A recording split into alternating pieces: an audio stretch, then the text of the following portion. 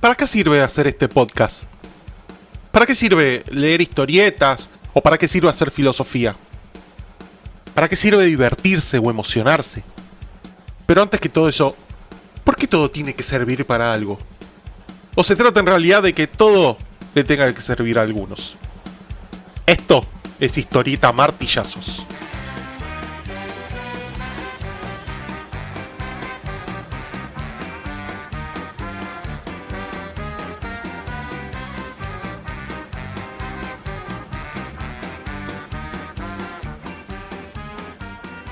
Bienvenidos y bienvenidas a otro episodio del experimento filosófico y comiquero de escucharlo en 1.5 y comiqueando. Mi nombre es Pablo y acá vamos a hacernos juntos esas preguntas que no solemos reflexionar o que damos por sabidas, pero que justamente son las que más tienen para ofrecernos. Para esto voy a elegir una novela gráfica, un cómic, un manga o una historieta, ustedes llámenlo como quieran, para que converse con el tema de hoy y ojalá que entre tanta pregunta no alcancemos respuestas definitivas, porque ahí está lo lindo, en el espacio entre lo que es y lo que podríamos ser. El tema de hoy es ni más ni menos que la razón instrumental, al cual vamos a cruzar con la tremendamente nostálgica y reflexiva novela gráfica llamada Pulp, con guión del grosso de Ed Brubaker y dibujo de su perfecto compañero de aventuras, Sean Phillips. Y dado que se trata de un tema enorme para llevarlo adelante yo solo, voy a pedirle en esta ocasión ayuda a invitados de la talla de Max Weber, Max Horkheimer, Herbert Marcuse, Silvia Federici y Bolívar Echeverría, junto a otros amigos y amigas que están por ahí dando vueltas. Pero vayamos de a poco y dejamos que la historieta nos ayude a entender de qué estamos hablando cuando decimos la razón instrumental. Alguna vez escuché una frase muy argentina que tiene la sabiduría de esas frases cortas pero bien dichas y que al mismo tiempo tiene el peso de la experiencia. El tango te espera, me dijeron. Y si alguna vez la escucharon, es algo que generalmente te dicen las personas mayores cuando sos pendejo, cuando sentís que todo tiene que ser extremo, que todo tiene que ser radical, que tenés que moverte rápido, romper todo. Y en especial, que hay que obtener resultados inmediatos. Son esos momentos cuando prendemos el modo todo es ahora o nunca y que la vida sea una montaña rusa de puro vértigo. Sin embargo, esa frase rompe con ese esquema y viene a bajarte 1000 cambios. Viene a decirte que la vida, si tenemos suerte, es lo bastante larga como para entender que eso que hoy te resulta remoto y lejísimo, o incluso de adultos melancólicos, en algún momento te puede llegar a hacer sentido. Quizás, algún día. Pero ¿sabes qué otra cosa te espera también? La vejez. Y es donde Pulp cae en nuestras manos, que si tuviera un título alternativo tranquilamente se podría llamar Cuando Ed Brubaker se disfrazó de Norma Pla.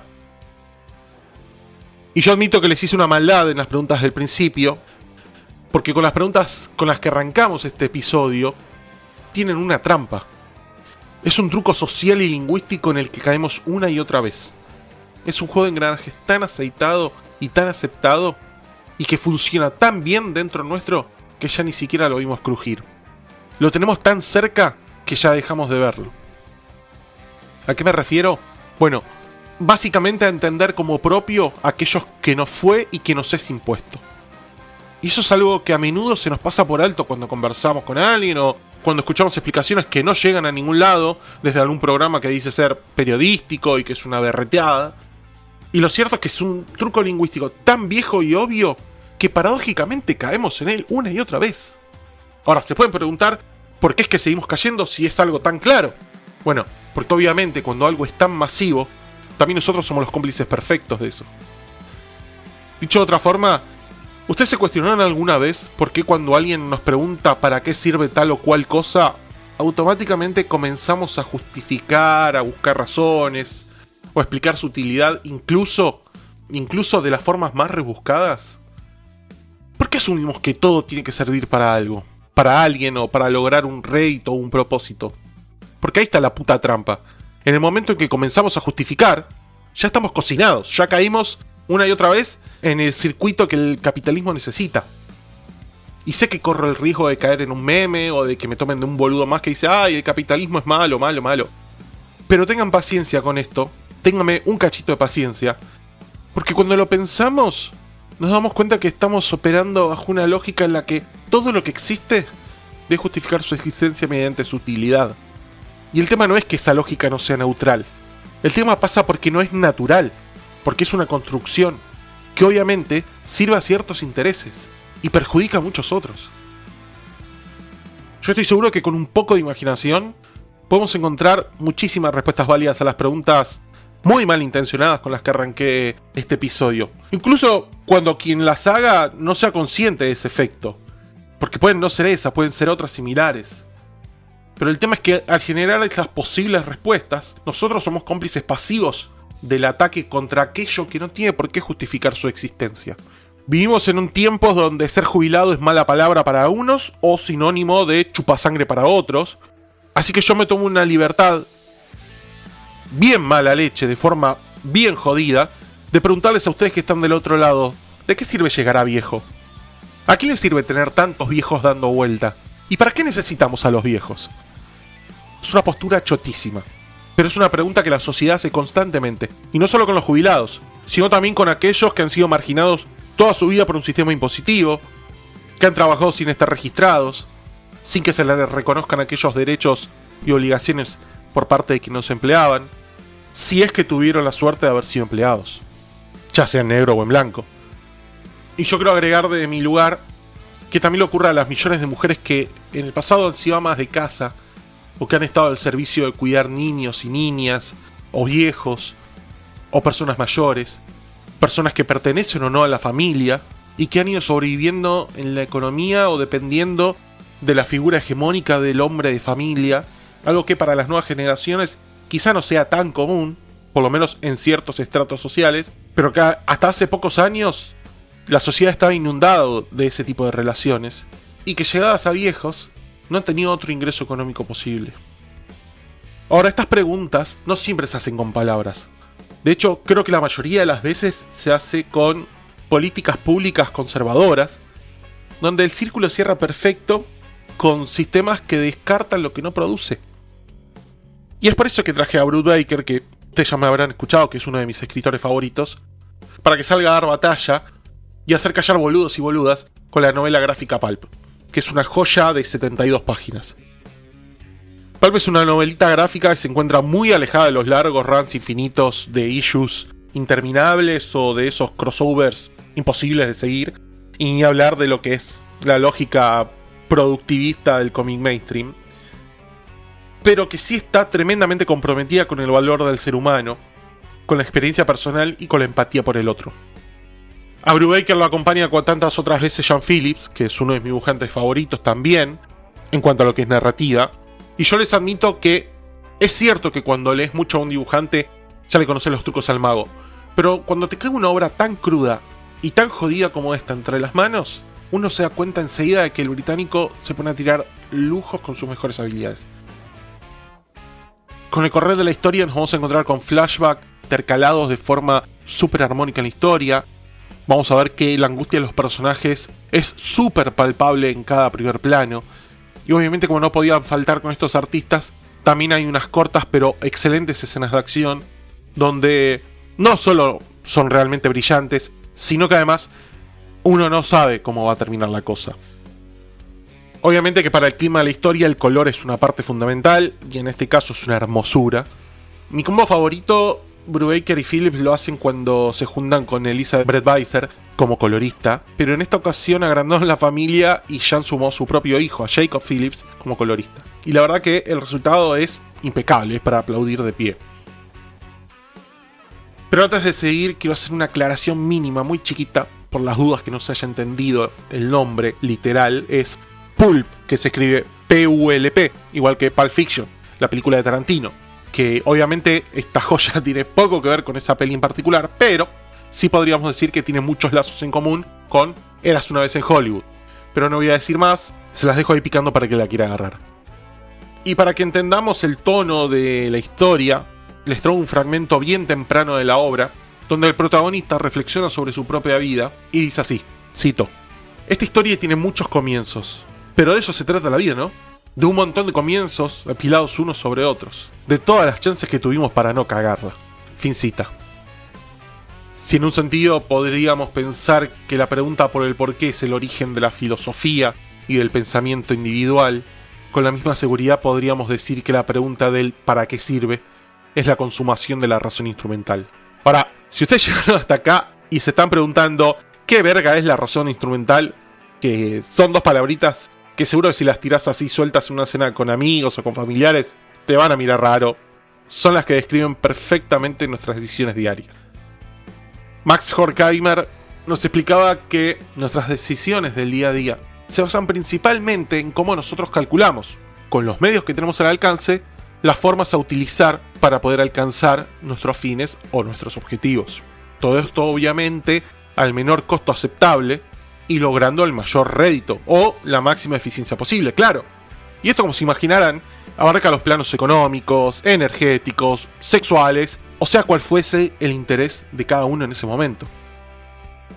Es difícil o seríamos realmente unos obtusos si intentáramos negar que se trata de una lógica impecable. Es difícil, claro, pero siempre y cuando fuéramos a tratar con elementos, con herramientas o con objetos que hayan sido pensados para ser manipulados en lo que puede ser, por ejemplo, una cadena de producción.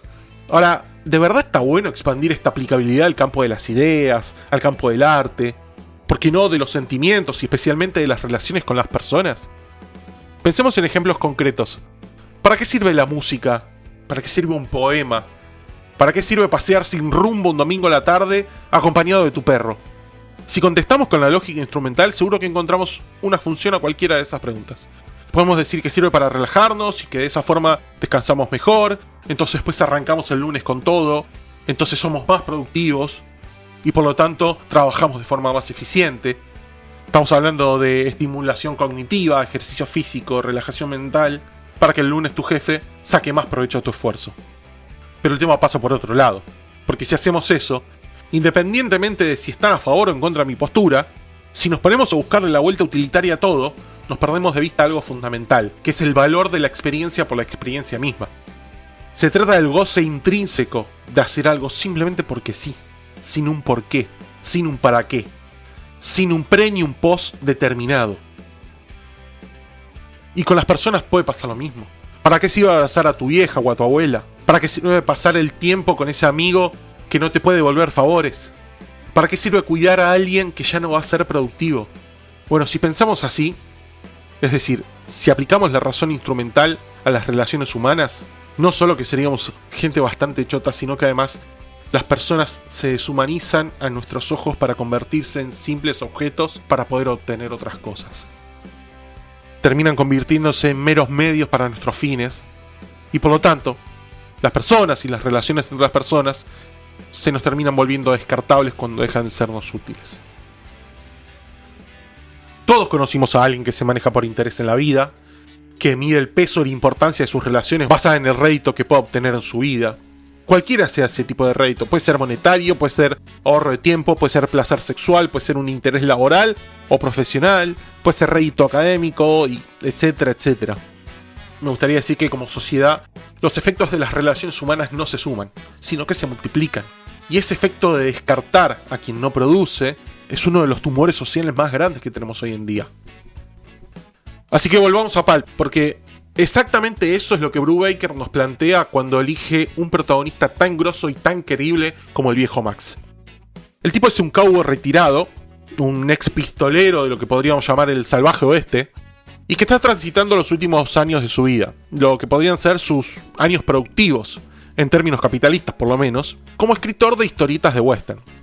Uno cuando lo ve y lo lee a Max, lo ve como un tipo bastante mayor, casi que tiene el anochecer de su vida a la vuelta de la esquina, pero que al mismo tiempo está tremendamente hinchado las pelotas de ser ninguneado por una sociedad que ya hace mucho tiempo lo había clasificado como un ser que poco o nada le puede aportar a la maquinaria productiva, y que encima se espera de que él no pueda ni deba hacer más que esperar su propia muerte, calladito y sin joder a nadie, obviamente.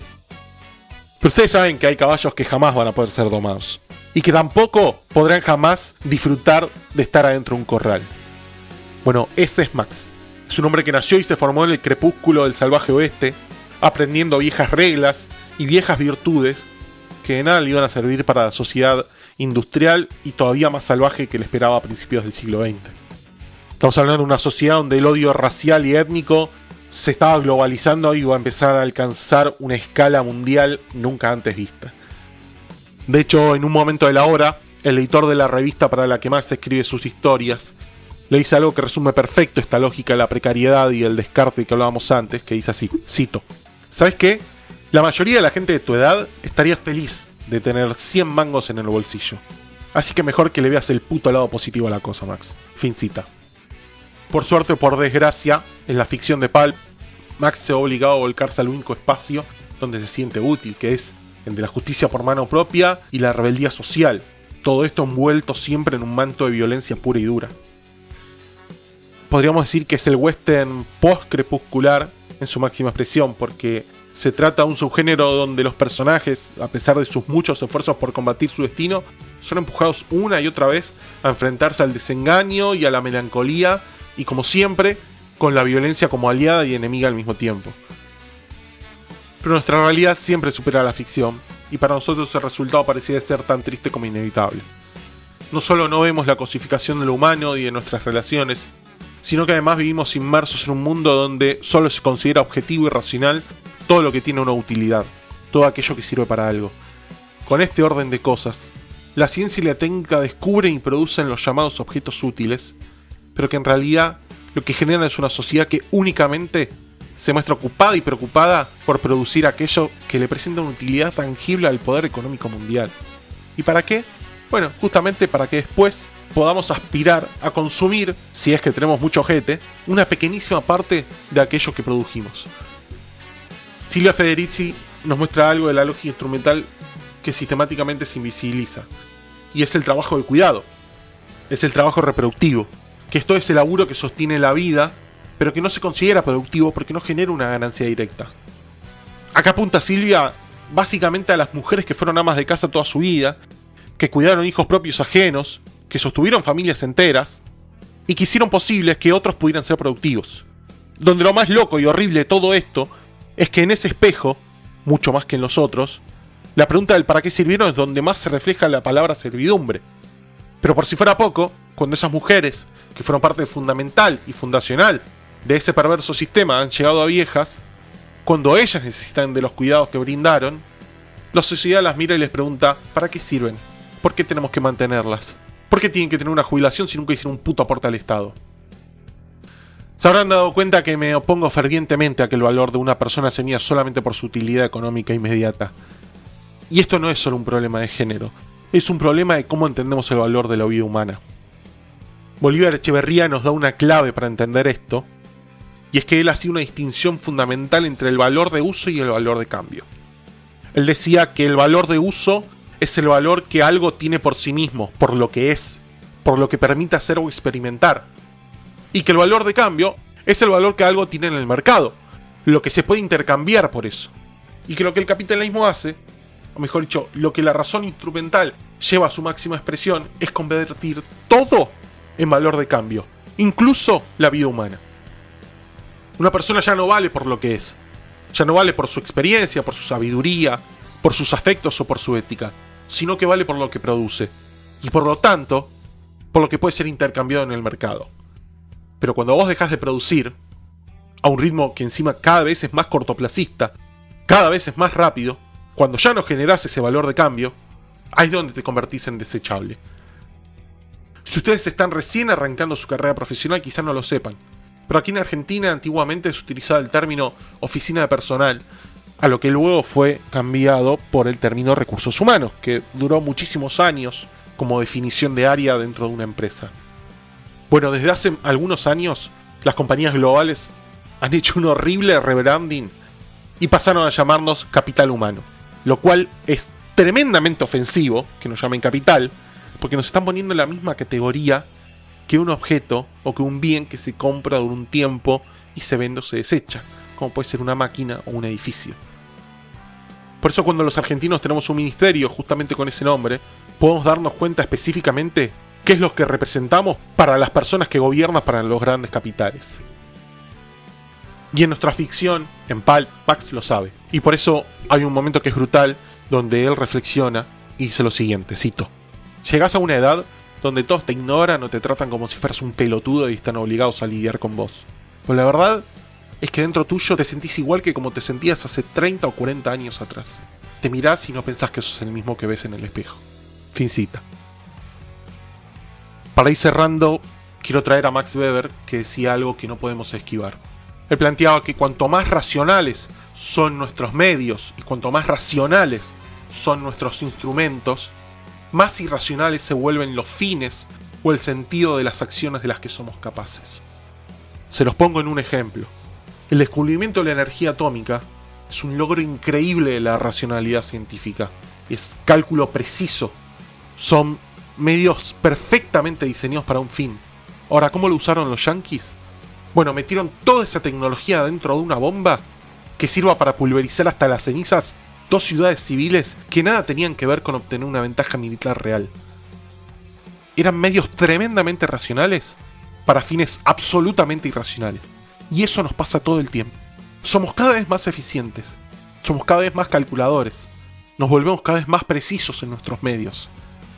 Pero al mismo tiempo perdemos de vista cuáles son nuestros fines.